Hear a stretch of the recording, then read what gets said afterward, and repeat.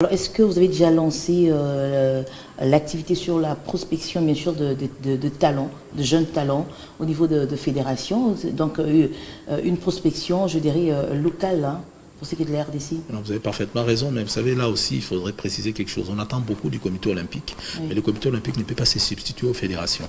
On nous demande d'amener à Alger des jeunes gens qui sont nés entre 2001 et 2003. Ça, c'est une information importante. Donc, des jeunes gens qui auront au plus 18 ans au moment de la compétition, mais pas plus. Oui. Maintenant, ces jeunes gens que nous voulons amener à Alger sont censés exister. Nous n'allons pas créer des athlètes à 5 mois d'Alger. Oui. Donc, le travail des fédérations est un travail qui s'est fait très en amont. Nous espérons qu'eux ont fait ce travail de détection pour pouvoir amener les bons athlètes. Nous allons veiller à ce que les âges soient respectés et qu'on amène réellement des vrais athlètes. Et quelles sont les fédérations qui vont devoir participer, allais-je dire, à ces Jeux africains de la jeunesse? Oui, alors aujourd'hui, Alger 2018 a retenu à peu près 32 disciplines. Et comme ils se sont calqués sur le modèle olympique, donc ils ont retenu en fait toutes les disciplines olympiques. Et au Congo, nous en avons 17 qui pratiquent des disciplines olympiques. Donc tous les 17 sont concernés à condition d'être qualifiés, sauf ceux qui sont qualifiés directement. Je crois que le chef de mission à Alger, qui était le directeur Kaboulo, donc le trésorier général adjoint du comité olympique, a fait une communication dans ce sens. Et j'invite d'ailleurs le fédérations qui veulent un surplus de communication à venir au comité olympique le samedi 24 pour avoir des informations précises. Et le judoka fait partie également de ces fédérations olympiques, hein? Le judo, oui, c'est une grande fédération. Nos judokas viennent de combattre à Bercy il y a 3 jours. Donc oui, le judo fait partie de très grandes fédérations et avec de vraies chances de médailles à Alger. Et voilà, et comme nous parlons du judo, hein, sachez que le ministère de Sport sud-africain organise le championnat national de judo ce samedi à 17 février 2018 à Cape Town. Les judokas congolais vivant au pays de Nelson Mandela se préparent à fond pour participer à ce rendez-vous de judo sous la houlette de coach Kama. Les détails dans cet élément de Junior Dinanga et Serge Chaoumba. Afrique du Sud, terre bénie pour le sportif congolais. En perspective du championnat de Cape Town, le judoka congolais se prépare d'arrache-pied. Objectif, glaner de médailles dans cette compétition majeure organisée par le ministère de Sport sud-africain. Un travail d'Hercule taillé à la hauteur de cet objectif. Le jour J, le Congolais présenteront une équipe forte composée de judokas qui mouillent de la plus belle manière leur kimono dans différentes compétitions, à l'instar de maître Christ Fataki Winner, lui qui a gagné la médaille d'or dans la toute dernière fête de judo sous le sol de Nelson Mandela. Ouais, tout se passe bien. On est déjà en pleine compétition, on a commencé depuis le week-end passé. J'avais compétition pour Elisabeth. J'ai fait grâce comme tous les jours. J'ai gagné une médaille d'or. On se prépare maintenant pour ce samedi ici. Quant à la question sur les déroulements de préparatifs, le compétiteur répond. La compétition est là le 17. Et là, le 17 février. Donc là, compétition, il y a Cape Town Judo. Donc, premier combat, il y a saison. Donc, il y a année quoi. Victoire Ezali, bon, les restes, c'est ça, ils appellent, il faut passer à part. Donc, technique et pesami. Donc, il y a autant que tatami, il faut. Au Salabiloko, au Salaki d'entraînement. Donc, l'épreuve en est que champion Fataki a outil Kobunda Tral, il y a Springbok, il y a l'équipe nationale, donc l'équipe très bien. A eu une médaille d'or, donc ça promet. Donc, champion basé Belé. Champion Jigoa, il y a Judo, beaucoup d'ânes. Donc, il faut ça là de plus. On est en train de se préparer pour pouvoir défendre les couleurs de notre pays comme d'habitude. Je suis un mixed martial artist, donc je fais pratiquement presque beaucoup de disciplines, le Muay Thai, le K1, la boxe, et le judo, le jiu-jitsu. Donc j'essaie de mélanger toutes les disciplines pour pouvoir bien m'exprimer quand il faudra faire le mixed martial art qui est du MMA. La préparation du combat va très bien.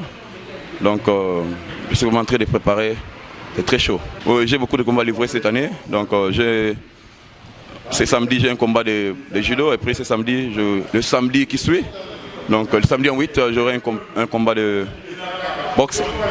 Pour deux raisons diverses, ces Congolais ont quitté le pays, mais le sport, à l'occurrence le judo, les oblige à défendre tant soit peu les drapeaux nationaux. Tous unanimes attendent l'invitation de la fédération pour compétir aux côtés des léopards.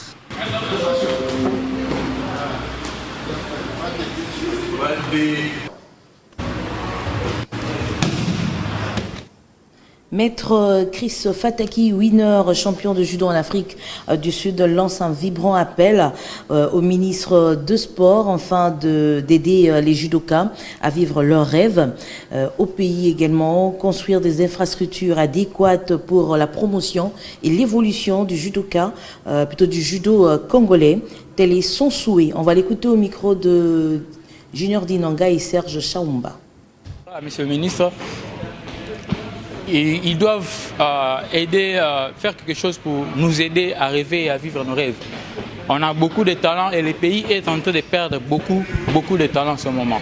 Parce qu'il y a beaucoup d'entre nous qui changent de nationalité et qui décident de représenter d'autres pays parce que ça promet.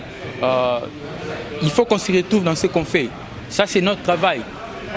Chaque travail a un salaire, chaque travail a un salaire, un avenir aussi. Alors, quand on s'entraîne, on fait tout comme Congolais, là, on se sent comme si on était négligé, on est comme ils nous prennent de voix, comme tous de voyous et personne ne s'occupe de nous. Alors, on décide de faire autre chose. Au moment où il y a le Congo, généralement, on est bon dans tous les domaines, mais il n'y a pas de suivi. Et notre pays ne nous permet pas de vivre nos rêves. C'est comme ça qu'on change de nationalité, on fait autre chose. Alors si notre gouvernement pouvait faire quelque chose, regardez un peu la façon dont on s'entraîne ici. On est dans une salle là. Mais s'il faut qu'on rentre au pays là, on s'entraîne dehors. Quand il pleut, il n'y a pas d'entraînement. On s'entraîne avec toutes sortes de poussières et consorts. Même nos équipements là, c'est trop sale. Je suis comme ça parce que je suis un peu overweight, la chasse a diminué mon kilo. Mais sinon, la façon dont on s'entraîne ici et au pays on s'entraîne, c'est trop sale. C'est pas professionnel. Et il faut qu'ils nous aident, qu'ils aident aussi à nos frères qui sont au pays à aller participer dans beaucoup de recyclage parce que le sport change et évolue chaque année. C'est un peu ça.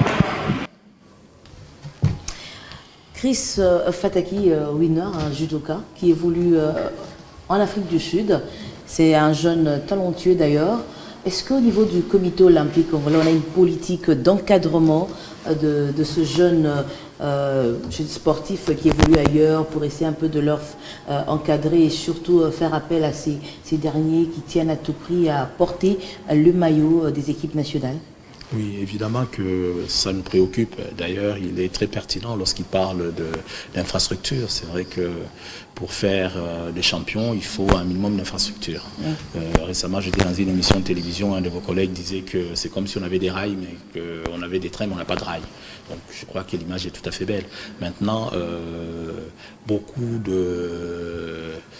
d'élus postulent, mais après il faut réellement être ce qu'on dit qu'on est, avoir réellement les talents, être réellement éligible en équipe nationale.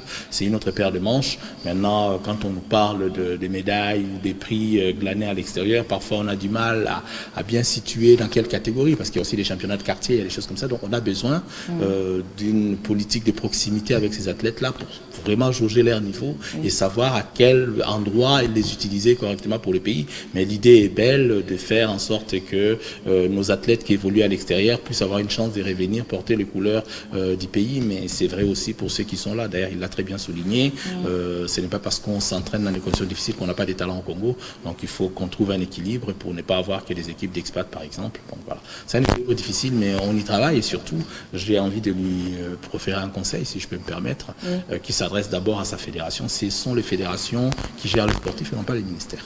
Ah voilà, alors c'est bien dit par le secrétaire général du comité olympique congolais.